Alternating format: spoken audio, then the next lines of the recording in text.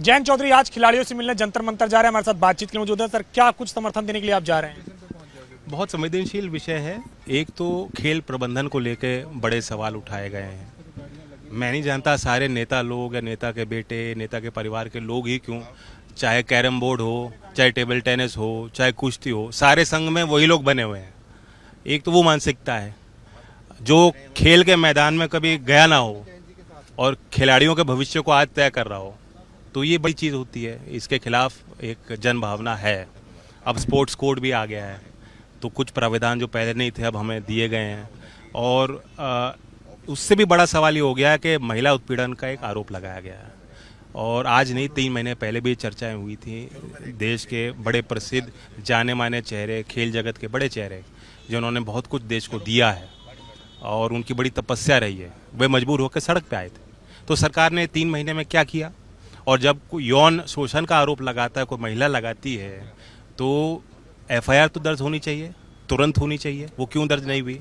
क्यों supreme court तक सरकार बचाव करती दिख रही है? सरकार के सेकंड सबसे सीनियर जो लीगल ऑफिसर हैं, सॉलिसिटर जनरल को उतारा गया मैदान पे। ठीक है, सरकार का फैसला होता है वो किसको उतारे, वकील किसको बनाए, लेकिन ये सारी चीज़ें पॉइंट करती हैं कि एक बचाव में जुट गई है पूरी सरकार, पूरा तंत्र।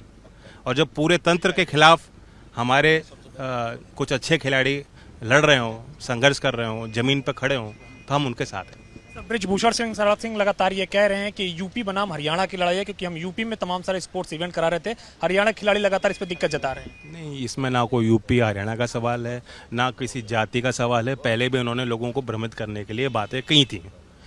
ना एक व्यक्तिगत एक ब्रिजभूषण शरण का सवाल है। सवाल यह है कि जब यौन उत्पीड़न का आरोप लग रहा है, आपको पता है कि हमारे देश में महिलाओं को काम करने के लिए भी बाहर नहीं जाने दिया जाता, बच्चियों को पढ़ाया नहीं जाता है। और एक महिला खिलाड़ी को देखकर जब वो मेडल जीतती है, तो भारतीय समाज में जो अच्छे परिवर्तन होने चाहिए वो संभव हो जाते हैं। तो सवाल महिलाओं का भी है और हमारे एक अस्मिता का सवाल है, भारतीय अस्मिता का प्रश्न है।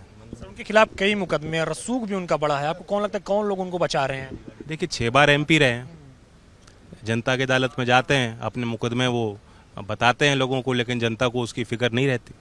जनता भी इस पे सोचे।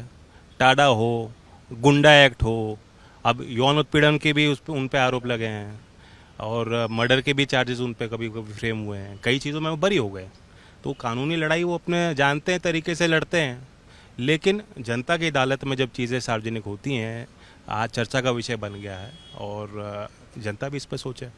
जी, एक आखिरी सवाल है, निकाय चुनाव में तमाम नामांकन वगैरह सब कुछ हो गए, कैसे चुनाव को आप देख रहे हैं? चुनाव का आज मसला नहीं। Thank you. शुक्रिया हमसे बातचीत करने के लिए। जयंत चौधरी, रालोद के राष्ट्रीय अध्यक्ष, जिन्होंने तमाम सारे मुद्दों पर एबीपी गंगा से खास बातचीत की। दर्शन रोहित के साथ, एबीपी गंगा, दिल्ली।